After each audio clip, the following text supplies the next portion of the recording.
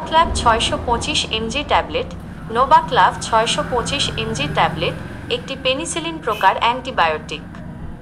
এটি মূলত ব্যাকটেরিয়া সংক্রমণের জন্য ব্যবহার করা হয়, যেমন কান, গলা, ফুসফুস, ত্বক, হাড় এবং জয়েন্টের সংক্রমণ। এটি গনোরিয়া এবং মহিলাদের পেলভিক প্রদাহজনিত রোগের পেলভিক ইনফ্লামেটরি ডিজিজ মতো রোগগুলির চিকিৎসায়ও ব্যবহৃত হয়। এই ওষুধটি ব্যাকটেরিয়া কোষ প্রাচীরের বৃদ্ধি বন্ধ করে কাজ করে, যা ব্যাকটেরিয়াকে মেরে ফেলে।